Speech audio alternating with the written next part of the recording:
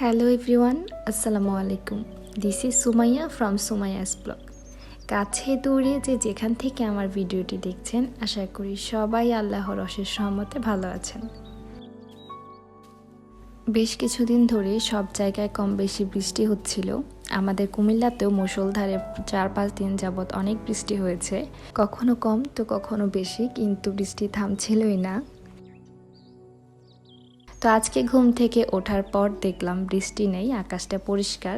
তো ফ্রেশ হয়েই সাথে সাথে চলে এসেছি ছাদে। গাছগুলো অনেক দিন যাবৎ কোনো যত্ন করা হচ্ছিল না, প্লাস গাছগুলো অনেক দুর্বলও হয়ে গিয়েছে, তাই সময় নষ্ট না করে আজকে ছাদে চলে এসেছি গাছগুলোর যত্ন করতে। আর ছাদটাও একটু পরিষ্কার করেছি। বৃষ্টি হলে ছাদটা ময়লা হয়ে যায় কেন জানি না। তো এখানে আমি শুরুতে আমার গোলাপ গাছগুলোর ডালপালাগুলো কেটে দিচ্ছিলাম। অনেক দিন যাবৎ ডালপালাগুলো কাটা হচ্ছিল না, যার কারণে গাছটা বড় হয়ে গিয়েছে, ওইভাবে ফুল আসছিল না। আর যে ফুলগুলো ফুটছিল একদম ছোট ছোট। তো এরকম গাছগুলো নাকি বড় হয়ে গেলে এগুলোর শক্তি কমে আসে, তো যার কারণে কিছুদিন পর পর নিয়ম করে গাছগুলো একটু কেটে দিতে হয়। তো অনেক ডালপালা কেটেছি, কিছু ফুল কলি ছিল সেগুলোও কাটা পড়েছে, অনেকগুলো ডাল কাটা হয়েছে। কাটতে তো মায়াই লাগছিল, কিন্তু কি আর করার, না কাটলে তো গাছটায় ওরকম ফুল আসবে না। তো মন খারাপ হলেও কাটতে হয়। আমরা যারা গাছ লাগিয়ে থাকি আমরা জানি যে গাছের ডালপালা কাটতে অনেক মায়া লাগে। তো তারপর ভাবছিলাম যে ছাদটা একটু গুছানোর ব্যবস্থা করি, যেহেতু এলোমেলো হয়ে আছে, ময়লা হয়ে আছে। তো কিছু ইটের ওপরে একটা কাঠের তক্তা দিয়ে এটাতে কয়েকটা গাছ রেখেছি। আমাদের সবগুলো গাছই কম বেশি এইভাবে রাখা, কারণ কোনো কিছু ছাড়া যদি ডিরেক্ট ছাদের ওপর রাখা হয় তাহলে নাকি ছাদ ড্যামেজ হতে পারে। তো তাই আমরা সবসময় চেষ্টা করি এইভাবে কাঠের ওপর অথবা ইটের ওপর গাছগুলো রাখতে। এইখানে আমি কিছু ডাটা ফুল মাটিতে ফেলছিলাম। আমরা সবসময় দেখা যায় যে পুরনো গাছ থেকে ফুল নিয়ে সেগুলো আবার লাগিয়ে থাকি। তো আসলে দেখাচ্ছিলাম যে ছাদে কাজ করার সময় হাত, নখ এইসবের প্রতি একদমই খেয়াল থাকে না, কোথায় কখন লেগে কেটে যায়। আর নখের অবস্থা তো দেখতেই পেলেন আপনারা। তো এইখানে আম্মু একটা অপরাজিতা ফুল গাছ ঝুলিয়ে দিচ্ছিল, সাথে আমার একটা ছোট কাজিন হেল্প করছিল। তা আমি চলে আসলাম কিছু বরবটি গাছ লাগাতে। এখানে বরবটি বিচিগুলো আমি হালকা মাটি দিয়ে দিচ্ছিলাম উপরে। এই বরবটি বিচিগুলো কিন্তু আমাদের নিজেদের গাছের বরবটি থেকে শুকিয়ে নেওয়া হয়েছে। তো আমাদের ছাদে আমরা চেষ্টা করি কম বেশি যতটা সম্ভব সবজি গাছ লাগানোর। তো তার মধ্যে বরবটিটা হচ্ছে কমন। লাস্ট ব্লগে আমি পাট শাকগুলো দেখিয়েছিলাম, তো এর যে শুকনো ডাটাগুলো ছিল সেগুলো আমি তুলে ফেলে দিচ্ছিলাম। এইখানে আম্মু একটা পুঁই শাক গাছ বাঁধার চেষ্টা করছিল, তো আমি বললাম যে আমি তোমাকে হেল্প করছি, তুমি বাঁধো। এরই মধ্যে আকাশ মেঘলা হয়ে বৃষ্টি শুরু হয়ে গিয়েছে। মানে সকালবেলা ঘুম থেকে উঠে দেখেছি আকাশ একদম পরিষ্কার, কিছুক্ষণের মধ্যেই মেঘলা হয়ে বৃষ্টি শুরু হয়ে গিয়েছে। তো ওইভাবে আর কাজ করতে পারিনি, মোটামুটি হালকা পাতলা গুছিয়ে যতটা পেরেছি পরিষ্কার করে চলে এসেছি। যতটা টার্গেট নিয়ে গিয়েছিলাম ততটা কাজ আর করা হয়নি। তো বাসায় নেমে আসতেই এত বৃষ্টি শুরু হয়েছে। কিছুদিন ধরে বৃষ্টি দেখতে দেখতে মনে হচ্ছিল আমরা বৃষ্টির দেশের মানুষ, মানে এত বৃষ্টি এত বৃষ্টি। তো বৃষ্টি তো ভালোই লাগে, মানে গরমের চাইতে বৃষ্টি ভালো, কিন্তু যখন বাইরে বের হই এই কাদা টাদা দিয়ে হাঁটতে একটু তো সমস্যা হয়, তখন একটু খারাপ লাগে। তো বৃষ্টির মধ্যে বৃষ্টি দেখছিলাম আর চা খাচ্ছিলাম। আর যখন বৃষ্টিটা কমে এসেছে তখন আম্মু মুরগিগুলোকে খাবার দিয়েছে, একদম হাঁস মুরগি ভিজে টিজে এক শেষ।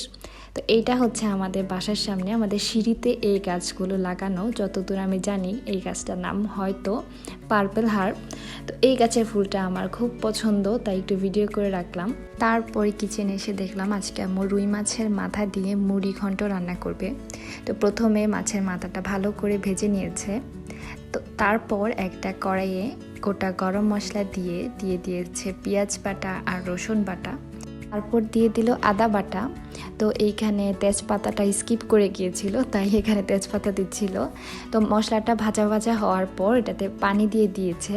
তারপর একে একে গুঁড়ো মশলাগুলো দিচ্ছিল, হলুদ গুঁড়ো, ধনে গুঁড়ো, মরিচ গুঁড়ো, জিরে গুঁড়ো আর গরম মশলা গুঁড়ো, আর লবণও দিয়েছিল হয়তো। আচ্ছা যাই হোক, তারপর যখন মশলাটা ভাজা ভাজা হয়ে এসেছে ভালো করে, তাতে দিয়ে দিয়েছে মাছের মাথাটা। মাছের মাথাটা দিয়ে বেশ কিছুক্ষণ মশলার সাথে নেড়ে চেড়ে একটু কষিয়ে নিয়েছে। কষানো হওয়ার পর তাতে দিয়ে দিয়েছে মুগ ডালটা দিয়ে সেটা ভালো করে মশলার সাথে মিশিয়ে কিছুক্ষণ নেড়ে চেড়ে তাতে দিয়ে দিয়েছে অল্প একটু পানি, যাতে কোনোভাবে পোড়া না লেগে যায়। তারপরে কষানোর জন্য এটাকে ঢেকে রেখে দিয়েছিল। কষানো হয়ে যাওয়ার পর দিয়ে দিয়েছি পরিমাণ মতো ঝোল। তো ঝোলটা দিয়ে কিছুক্ষণ চুলাতে রেখেছে যাতে ডালটা ভালো করে সিদ্ধ হয়ে যায়। তারপর আম্মু কাটাগুলো তুলে রেখেছিল, আর দিয়ে দিয়েছি আমি কিছু কাঁচামরিচ। তো কাঁচামরিচটা দিয়ে আরও 1-2 মিনিট চুলাতে রেখে ভালো করে নেড়ে চেড়ে তারপর তুলে নিয়েছে। রান্না হয়ে গেল আমাদের রুই মাছের মাথা দিয়ে মুড়ি ঘন্ট। তারপর আরেকটা প্যানে বসিয়ে দিয়েছে মাটন রান্না করার জন্য। তো তেল দিয়ে এটাতে গোটা গরম মশলা দিয়ে বাটা মশলা দিয়ে দিয়েছে, আদা বাটা, রসুন বাটা, পেঁয়াজ বাটা। তো এগুলো যখন একটু ভাজা ভাজা হয়ে এসেছে দিয়ে দিয়েছে পানি। তারপর দিয়ে দিচ্ছিল গুঁড়ো মশলাগুলো, হলুদ, মরিচ, ধনে, জিরে, গরম মশলা গুঁড়ো, লবণ। মশলাটা ভালো করে কষে আসার পর তাতে দিয়ে দিয়েছে মাটনগুলো। আমার এক কাজিনের বিবির আকিকা ছিল, তো আমাদেরকে ওনারা মাংস দিয়ে গিয়েছিলেন। তো তারপর ভালো করে মশলার সাথে মাংসটা কষিয়ে নিয়ে তাতে অল্প একটু পানি দিয়ে দিয়েছি। তারপরে যখন দেখলাম যে পানিটা শুকিয়ে গিয়েছে, তার মধ্যে আমি আবার একটু পানি দিয়ে নেড়ে দিচ্ছিলাম। তো তারপরে বাকি ভিডিওটা আমি আর দেখাইনি। তো এইগুলো হচ্ছে ডাঁটা শাক, আমার এক কাজিন এনে দিয়ে গিয়েছে, ওরা লাগিয়েছিল, তো এখান থেকে আমাদেরকেও কিছু দিয়েছে। আমরা সবাই মিলে বসে একসাথে কাটাকাটি করছিলাম, আমি, আম্মু, আমার ছোট ভাই। তারপর সব কাজ শেষ করে গোসল করে এসে দেখলাম যে খুব সুন্দর রোদ উঠেছে। এই তো সকালবেলা খুব বৃষ্টি হচ্ছিল, তার মধ্যে দুপুর আবার অনেক সুন্দর রোদও উঠেছে, দেখে ভালোই লাগছিল। তারপর সব কাজ শেষ করে আমরা সবাই চলে গেলাম লাঞ্চ করতে। তো সবাই একসাথে বসে লাঞ্চটা করে কিছুক্ষণ রেস্ট করেছিলাম। তারপর আমি বের হয়েছিলাম আমার কাজিনের সাথে। আপু সকালবেলা বলেছিল যে ওর বাসার জন্য কিছু পর্দা কিনতে হবে, আমি যেন ওর সাথে যাই। তাই আমরা বের হয়ে গেলাম বিকালবেলা। ও আমাকে বাসার সামনে থেকে রিসিভ করে নিয়েছে। রাস্তার অবস্থা খুবই খারাপ ছিল, চারপাশে কাদা, মানে একদম হাঁটার মতো অবস্থা নেই। তারপর আমি পর্দার দোকানে গিয়ে পর্দাগুলো ভিডিও করছিলাম। পর্দা আমার ভীষণ ভালো লাগে, মানে পর্দা আর বেডশিটের প্রতি একটা অন্যরকম ইন্টারেস্ট কাজ করে। তো দেখছিলাম যে নেক্সট আমার রুমের জন্য কোন পর্দাটা নিব। আমরা সবসময় এই দোকানটা থেকে পর্দা নিয়ে থাকি। আমাদের কান্দিরপাড়ের দিকে অনেকগুলো পর্দার দোকান আছে, কিন্তু ওই দোকানগুলোতে প্রাইস তুলনামূলক একটু বেশি হয়। আর এই দোকানটাতে আঙ্কেল সবসময় রিজনেবল প্রাইসেই সেল করে। আমাদের রিলেটিভরা আমরা সবাই এখানেই গিয়ে থাকি। তো এইখানে এটা হচ্ছে আমার আপুর বেবি, ও একা একা বের হয়ে গিয়েছিল দোকান থেকে। বাচ্চারা তো বলা যায় না কখন কি করে বসে, তো আমি কি ওকে নিয়ে এসেছিলাম। তো আমাদের কেনাকাটা শেষ হওয়ার পর আপু, আমি, ভাইয়া আমরা বের হয়ে গেলাম। বের হয়ে রিক্সা খুঁজছিলাম, কিন্তু কোনো রিক্সাই পাচ্ছিলাম না। প্রায় 10-12 মিনিটের মতো অপেক্ষা করে অনেক কষ্টে একটা রিক্সা পেয়েছি।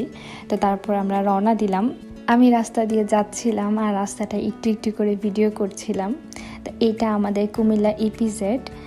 কুমিল্লা ইপিজেডের সামনে সব সময় একটা জ্যাম লেগেই থাকে, ছোট বড়। তো আজকে আমরা যে জ্যামে আটকেছি ওটা অনেক বড় জ্যাম ছিল। আমাদের 10 মিনিটের রাস্তা, পরে অন্য দিক দিয়ে ঘুরে আসতে প্রায় ঘন্টা খানেকের মতো লেগে গিয়েছে। তার মধ্যে বৃষ্টিও শুরু হয়ে গিয়েছে। তো কোন রকমে ভিজে টিজে তারপর বাসায় চলে আসলাম। এইটা সন্ধ্যার পরের ভিডিও। আম্মু আর আমার জন্য কফি বানিয়ে নিচ্ছিলাম। তো আম্মু একটু কম চিনি খায়, আমারটাতে আলাদা করে আবার একটু চিনি দিতে হয়েছে, আমি একটু মিষ্টিটা বেশি খাই। তো তারপর হচ্ছে আম্মুর জন্য নিয়ে গেলাম কফিটা। এখানে কফির সাথে খাওয়ার জন্য আমি ড্রাই কেক এনেছিলাম। যদিও অনেকে চায়ের সাথে ড্রাই কেক অথবা বিস্কুট খেয়ে থাকে, কিন্তু কফির সাথে খেতে কাউকে দেখা যায় না সচরাচর। তো ওই হাতে গোনা কয়েকজনের মধ্যে আমি একজন। আমি প্রায় সময় কফির সাথে বিস্কুট অথবা ড্রাই কেক খেয়ে থাকি, আমার খেতে ভালোই লাগে। আম্মু আর আমি কফি খাচ্ছিলাম আর গল্প করছিলাম।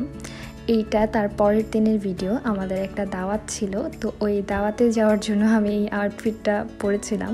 এটা আমি একটা অনলাইন পেজ থেকে নিয়েছিলাম, পাকিস্তানি একটা ড্রেস, যদিও কোনো নাম নেই, জাস্ট নর্মাল একটা 3 পিস। তো আমি রেডি হয়ে ছাদে গিয়েছিলাম কিছু ফটোশ্যুট করার জন্য। তো আমার ভাইকে বলছিলাম যে আমাকে একটু ভিডিও করে দাও, তো আমাকে সুন্দর করে ভিডিও করে দিচ্ছিল। তো ড্রেসটা পরে আমার খুবই ভালো লেগেছে, কমফোর্টেবল ছিল, মানে গরমের মধ্যে পরা যায়। একটু দেখতে মনে হচ্ছে যে হেভি ওয়ার্ক, কিন্তু পরতে ভালোই লাগছিল। তো আমি কিছু ভিডিও করার পর নিচে নেমে আসলাম। তো ভাবছিলাম যে এখানে অল্প একটু ভিডিও করি। হাতের ব্রেসলেটটা আর রিংটা আমার খুব পছন্দের, তো ভাবছিলাম যে এটা একটু ছবি তুলে রাখি। তো তারপর হচ্ছে আমরা সবাই বের হয়ে গেলাম। আজকে খুব রোদ ছিল, আর এইখানে আমার আম্মু আর আমার ভাই ওয়েট করছিল। তারপর আমরা সবাই একটা অটোতে উঠে গেলাম। যেহেতু শুক্রবার ছিল তাই রাস্তায় আজকে কোনো জ্যাম ছিল না, আর এমনিতেও শুক্রবার দুপুরের সময় রাস্তায় গাড়ি একটু কমই দেখা যায়, যার কারণে আর জ্যামের প্যারার মধ্যেও পড়তে হয় না। এটা হচ্ছে আমাদের কুমিল্লা মেডিকেল কলেজ। এর বাসা থেকে কুমিল্লা মেডিকেল কলেজে আসতে 5-6 মিনিটের বেশি সময় লাগে না। মাঝে মাঝে জ্যামে আটকালে দেখা যায় যে তখন 10-12 মিনিটের মতো টাইম লেগে যায়। আজকে আমার ভিডিওর কোনো অংশ যদি আপনাদের ভালো লেগে থাকে তাহলে অবশ্যই একটা লাইক করে দিবেন, আর যারা আমার চ্যানেলটা এখনও সাবস্ক্রাইব করেনি প্লিজ সাবস্ক্রাইব করে দিবেন, আর অলরেডি যারা সাবস্ক্রাইব করে নিয়েছেন তাদেরকে অসংখ্য ধন্যবাদ।